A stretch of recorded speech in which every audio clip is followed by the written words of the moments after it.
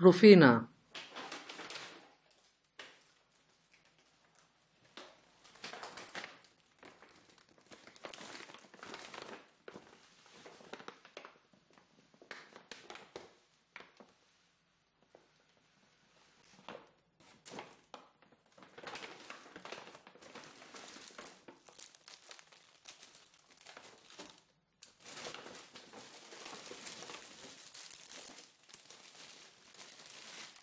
Dietario, 1960, noviembre, 28, sábado, carne 13, 50, naranja 6, pan 2, 40, coca 3, sardinas 4, 28, 90.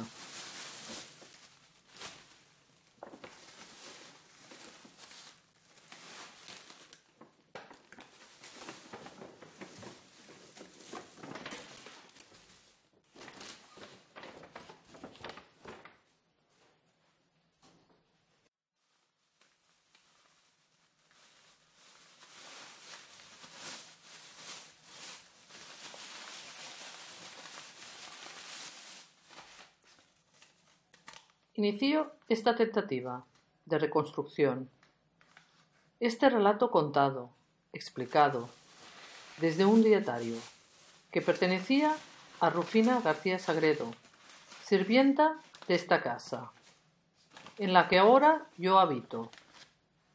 Una casa de finales del 18, conocida como Cal Codina, situada en la comarca del Pla d'Urgell, en la calle Mayor del pueblo de Bell-lloc, y que dista de Lleida unos 13 kilómetros.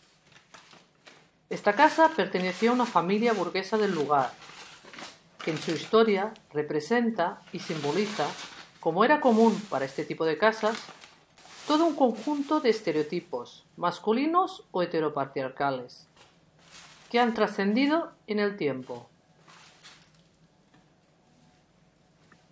Rufina vino a trabajar como sirvienta, y la casa fue su lugar de trabajo y vivienda.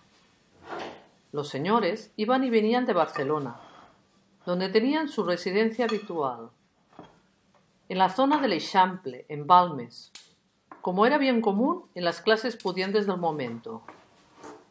Con el tiempo, las idas y venidas del señor, destinadas al control de sus tierras, cosechas, y para pasar cuentas, se fueron espaciando. Y Rufina quedó sola en la casa, sin más compañía que sus gatos. A la señora de la casa le gustaba más el ambiente cosmopolita de la ciudad condal, y pocas veces venía. Un mediero también acudía a menudo por temas de carácter agrario o para realizar pequeños apaños que pudieran surgir. Permaneció sola, hasta que un día le fuera diagnosticado un cáncer de colon. Luego se caería y se rompería un fémur, y así sería trasladada al Hospital de Santa María de Lérida y posteriormente al Hogar de San José, un asilo de la ciudad, donde estaría hasta su fallecimiento en los albores de los 90. En esos tiempos, el servicio se realizaba a cambio de la manutención, de vivienda y de un pequeño casi simbólico sueldo. Una parte de los escasos ingresos de Rufina procedían de la venta de huevos de las gallinas que engordaba para sus señores. En principio, vivía en una pequeña habitación oscura y casi sin ventilación, en la parte central de la casa. Luego, dicen, se le habilitó un espacio más soleado, grande y decente, que anteriormente había sido sala de estar. La cocina era su centro de trabajo y su vida. La más antigua, la original de la casa, no sabemos exactamente en dónde se situaba. Una reforma del año 1957 nos da fe de que por entonces la cocina ya se encontraba en el sitio donde está actualmente. Aún se conserva un pequeño croquis en una carta para la colocación de los nuevos azulejos. Se trataba de una mezcla, entrencajunts le llamaban, de baldosas blancas con otras pintadas en diversos motivos: pulpos, frutas, peces, caracoles, conchas, estrellas de mar. Dentro, a la derecha, conforme entrabas, estaba un mostrador y una pica, en mármol blanco, con un grifo de pared, una pequeña repisa encastrada para el jabón, en porcelana, como esas que aún podemos encontrar en viejos lavabos. Y justo al lado, colgado también, se situaría un aparato para el filtrado del agua. El mobiliario era de obra, con puertas de madera pintadas en verde a juego con el suelo. En donde estaba la ventana de gravén o lamas de cristal, se encontraba la cocina, económica, y tocando, como mostrando la modernización de los tiempos o ese paso inevitable, habrían situado en algún momento una cocina a gas. Delante, una de las puertas de acceso a la zona donde antiguamente residían el servicio y algunos jornaleros que trabajaban la tierra. Una nevera Kelvinator, unos armarios con puertas correderas, un mostrador secundario o auxiliar y un radiador de chapa pintado con esmalte de color plata. Completaba todo lo que recuerdo de aquel espacio. Más allá, en la habitación contigua, había un viejo y destartalado mueble modernista, con un rosado mármol roto, un lavadero de cemento y una lavadora. La despensa, las escaleras de servicio y la botiga se hallaban detrás. Botiga, en catalán antiguo, sirve para designar el lugar donde se guardaba la harina, legumbres, tomates, manzanas, se secaban higos, jamones, y en general se utilizaba como almacén de provisiones. Todas olvidadas estancias del servicio, que necesitamos recuperar para tener una visión más amplia y realista de este tipo de edificaciones. Rufina era una mujer de rectas cejas, delgada y de faz alargada. 2 fotografías aún se conservan en la casa. Una junto a un hombre, que quizás fuera un familiar o amigo. La imagen me recuerda a la fotografía de unos campesinos que van al pueblo de al lado al baile que allí se celebraba. Foto comentada por John Berger en su genial libro Modos de ver. Como en la imagen, el fondo, la ropa, los zapatos del hombre denotan su humilde condición social. Junto a esa foto se ha encontrado otra, de una joven vestida, peinada de los años 20, que en mi opinión bien podría tratarse de la misma Rufina. Al respecto, como en mis piezas Estudios de Familia 1 y 2, he superpuesto ambas imágenes para ver qué puede haber de verdad en mis razonamientos.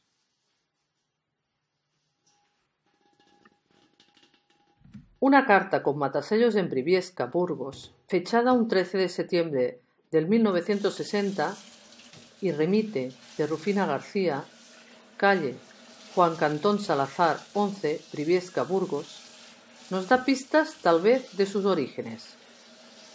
¿Era Briviesca su lugar de nacimiento? ¿En la calle Juan Cantón Salazar número 11? Tal vez esa carta nos dé luz sobre su migración. Rufina había venido de fuera. Eso se sabía. Se decía en el pueblo. Primero había servido en Barcelona, en el piso de los mismos señores, para luego ser trasladada a Bell-lloc, donde pasaría buena parte de su vida.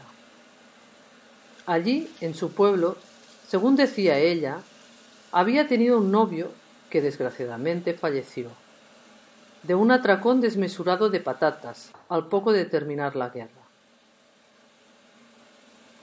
Mi tesis toma forma al hallar coincidencia del apellido, Sagredo en la región de Burgos. 2 hombres llamados José María García Sagredo serían alcaldes de Briviesca entre el 1913 y el 14, y en 1925 y el 30 respectivamente. y en tren se migraba.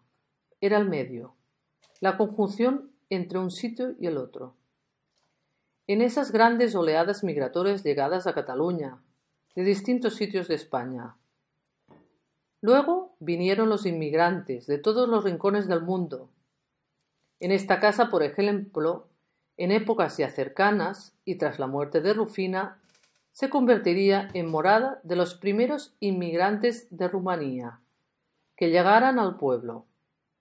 La primera, creo, fue una mujer, y luego, con el efecto llamada, acudirían otros, seguramente del mismo pueblo o lugares cercanos. Actualmente, perfectamente establecidos e integrados, forman parte del crisol mixto y popular del pueblo de Bell-lloc.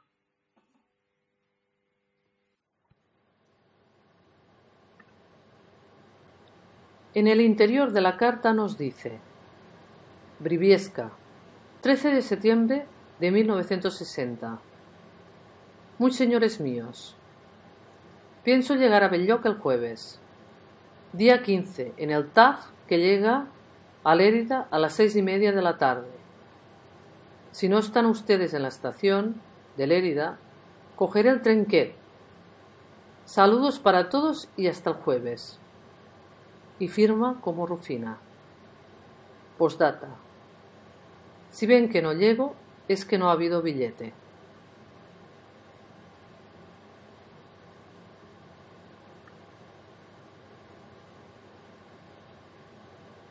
Calle Juan Cantón Salazar, número 11.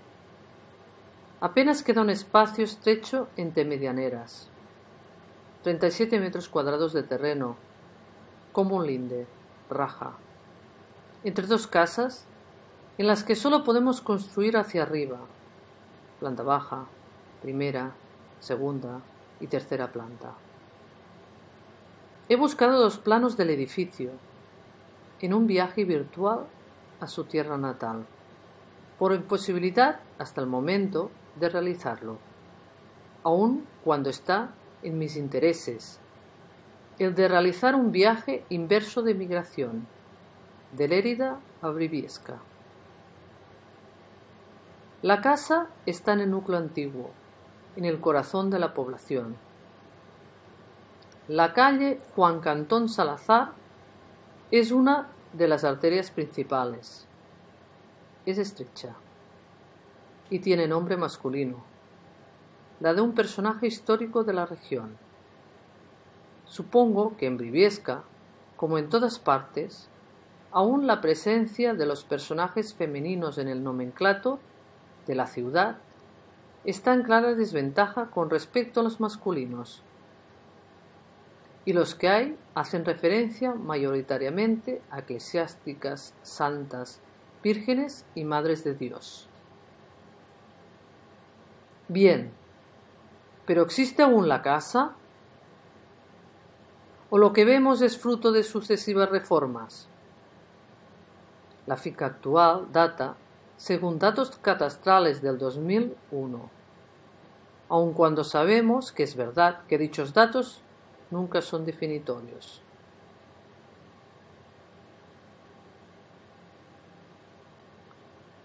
Bien, continuamos cocinando. Se trata de seguir este dietario y otros 13 que quedan, siempre desde esta idea de encuentro. Un empeño imposible, pues como nos dice Salvador Rubio Marco, en Como si lo estuviera viendo, el recuerdo en imágenes, dado que los bucles del tiempo son imposibles, fuera de lo que pueda tratarse de un bucle simbólico, ilusión o espejismo, o el que se pueda generar a través de la poética artística, aun cuando el espacio coincide. Se trata de buscar un recuerdo que ya no existe, que es puro esfumato, fantasmagoria. Quizás trátese de los viejos fantasmas de esas antiguas casonas. La cocina, este espacio que fuera de Rufina y que ahora es el mío, y ese deseo e imposibilidad de encuentro, aunque solo sea en el rabillo del reojo, en el linde entre esos dos momentos temporales.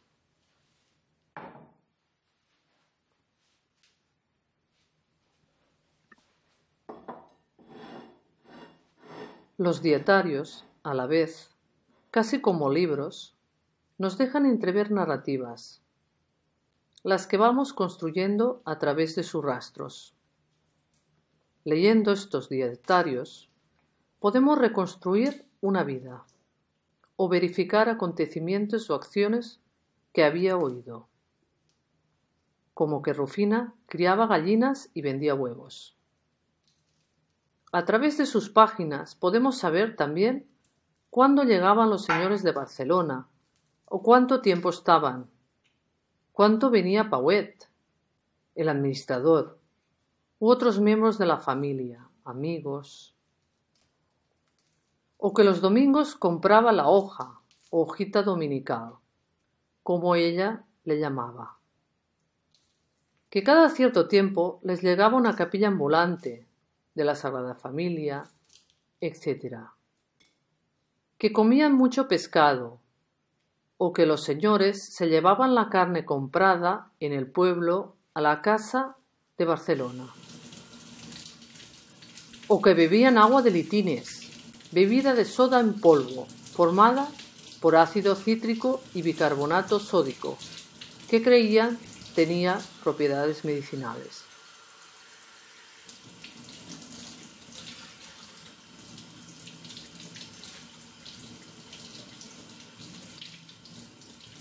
Y, en una acción performativa, íntima y anónima, sin registro, me acerco a los productos de este dietario.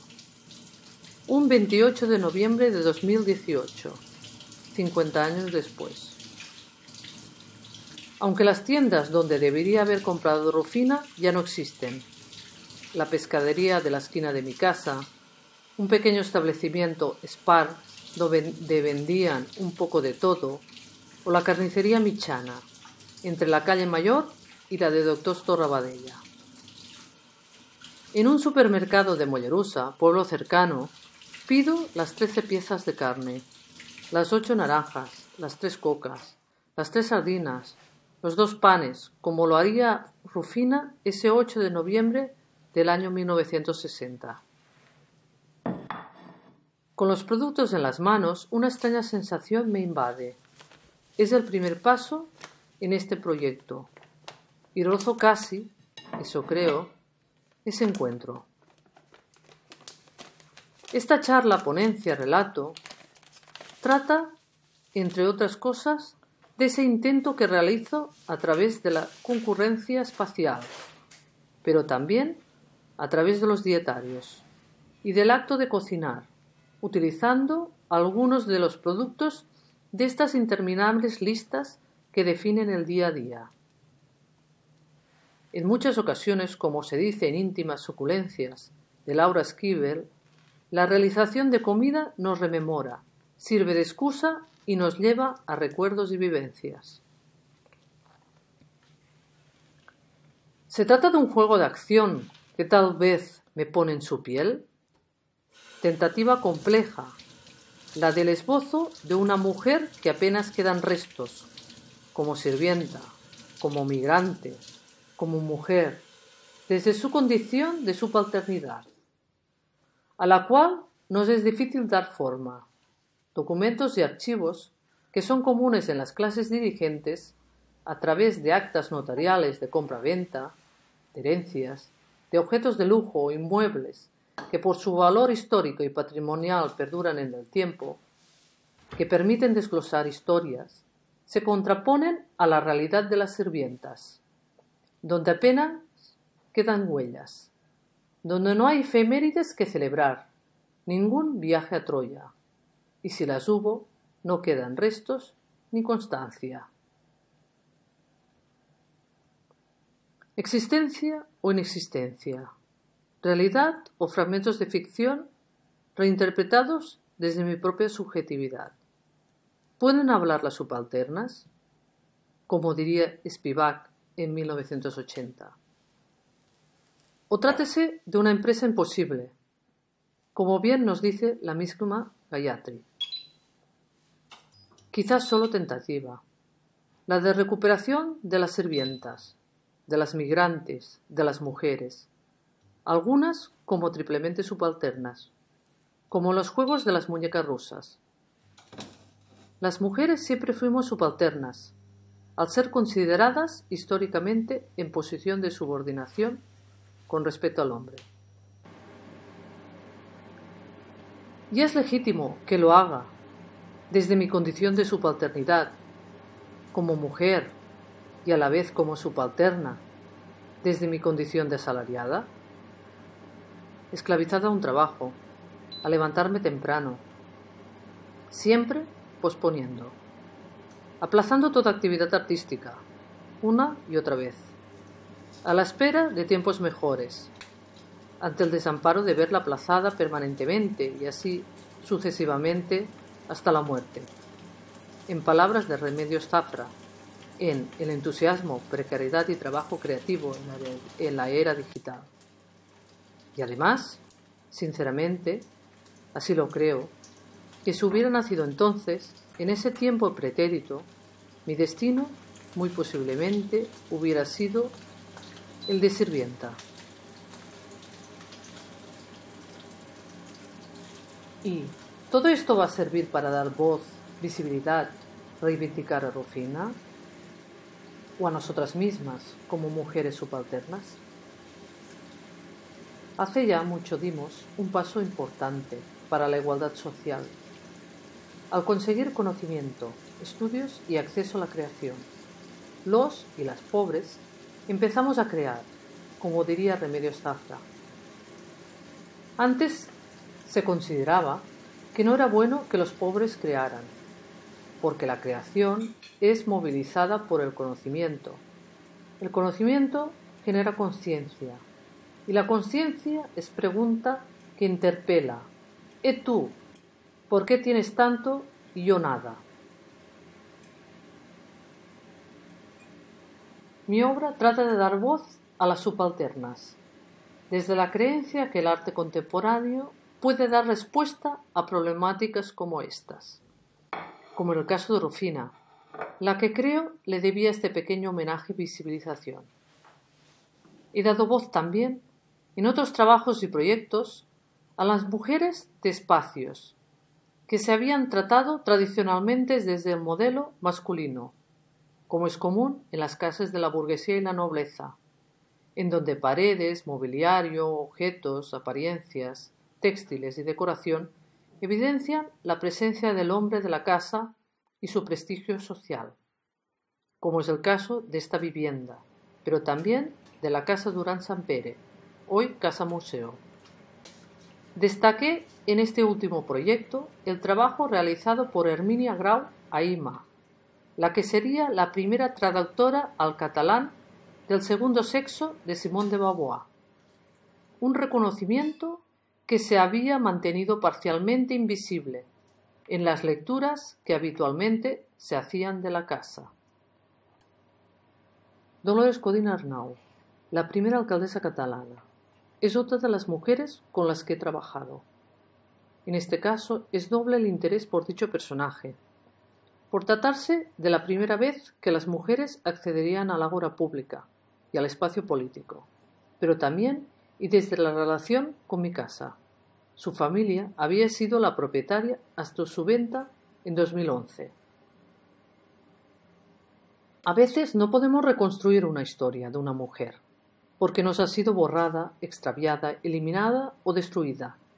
Tal es el caso de Dolores Codina.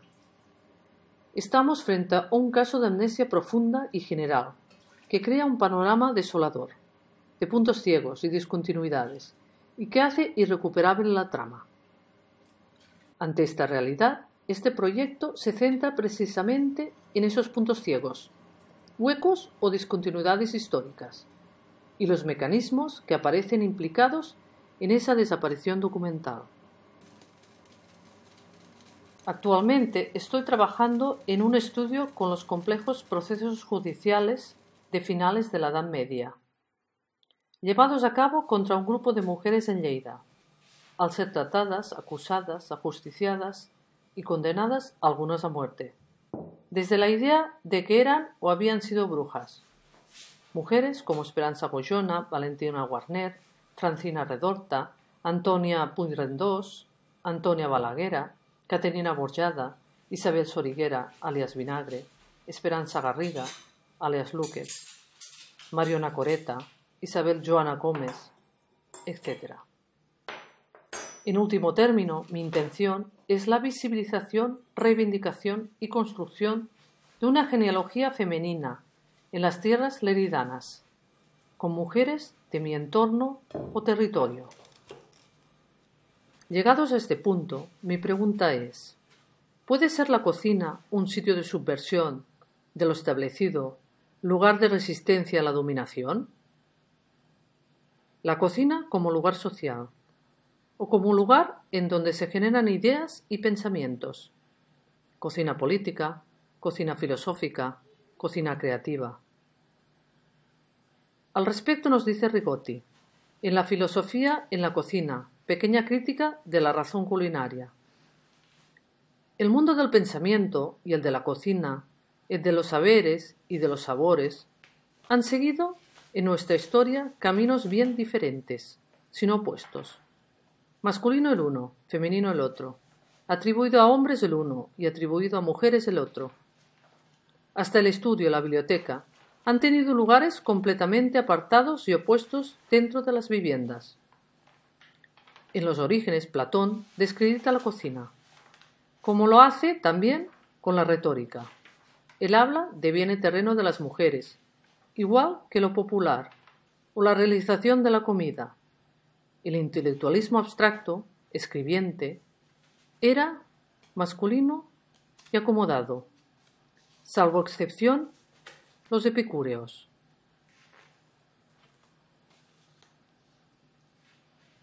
Me gustaría, para terminar, nombrar a la artista Leonora Carrington, que había hecho de su cocina un espacio para la reflexión, el diálogo y la creación. Todos los que iban a visitarla a su casa de México describían su cocina. Edward James, en 1948, lo llamó cocina combinada, guardería, habitación, etc. Para Carrington, todo empezaba en la cocina. Lugar de sustento corpóreo, de placeres, los generados por la comida y manjares, pero también de debate intelectual y creación. Centro equivalente al estudio que Breton tenía en París. La matriz de todo su trabajo creativo, en palabras de Catherine Conley, en su ensayo Carrington's Kitchen. Pienso en este sentido, ¿cómo puedo reunir a gente en este espacio para conversar, reflexionar o para hacer arte? ¿Por qué no escoger las cocinas como espacios para este fin, como se hacía antiguamente, sentados frente al fuego?